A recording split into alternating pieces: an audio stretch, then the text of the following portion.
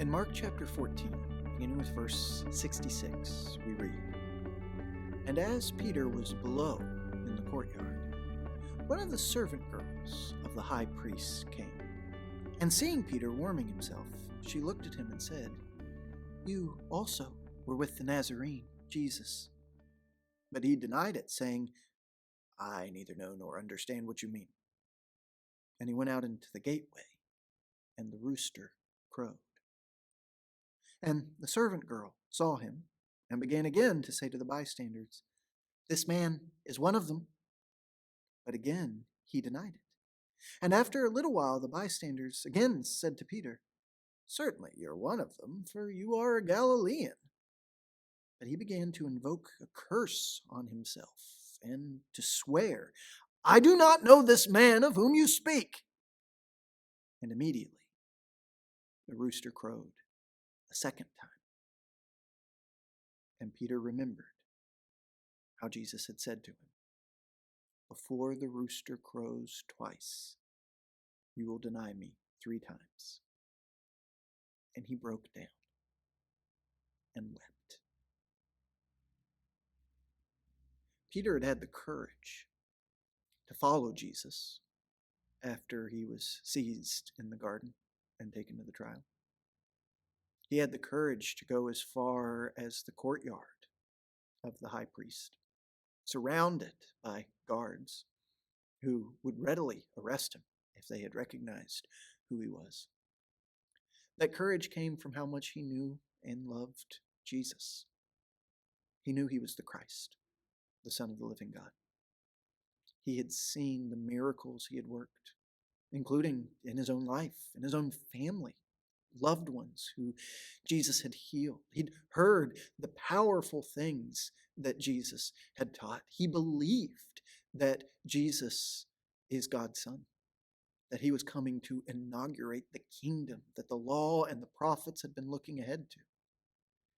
He was ready to fight for Jesus. He had just stated hours earlier to Jesus himself that he was ready to die for Jesus. Yet in this moment, under the questioning of a servant girl and the observations of strangers sitting around him, that courage completely failed. That faith, that loyalty to Jesus collapsed entirely.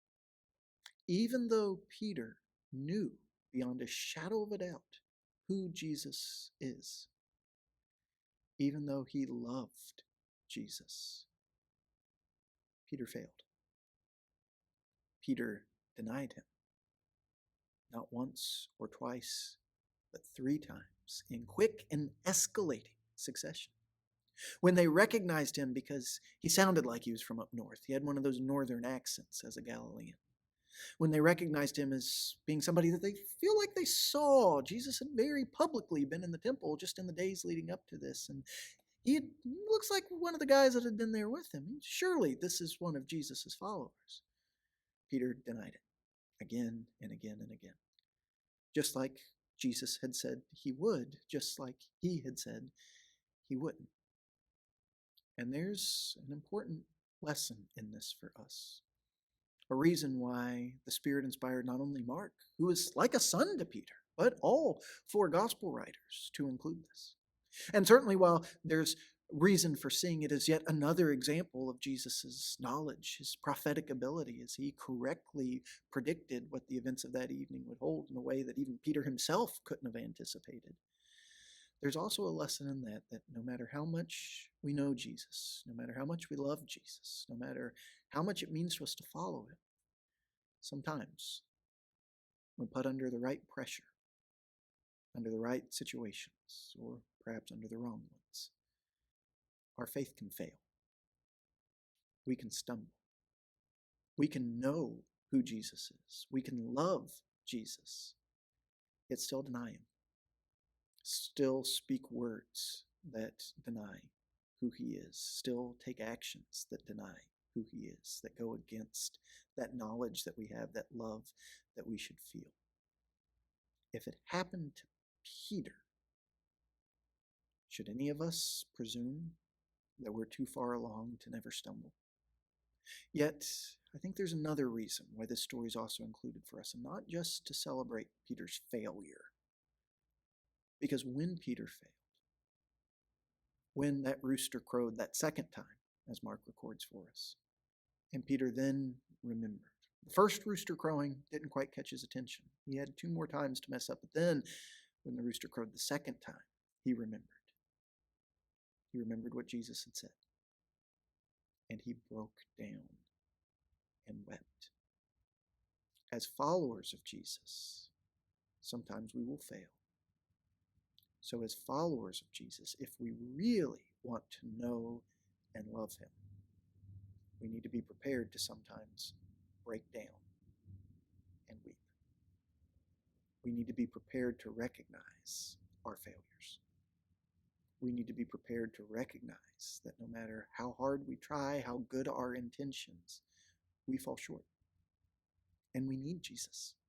He's always going to be right. He's never going to fail. We may let him down, but he will never let us down. So we have to cry. We have to cry out to him for help. And he'll provide it. We know that from where the story goes from here. Peter failed that night, but that failure would not come to define him as the failures of others did. You hear Judas's name, and he's forever associated with being a traitor. You hear Peter's name, and there's a lot more to the story. You see, we might fail, even as people who know and love Jesus. But if we'll repent, if we'll feel convicted by the words of Jesus, if we'll keep seeking to know him and love him more, if we'll keep crying out to him for help for those things that we just can't handle on our own, there will be forgiveness, there will be change, there will be hope for new days to come after our darkest nights.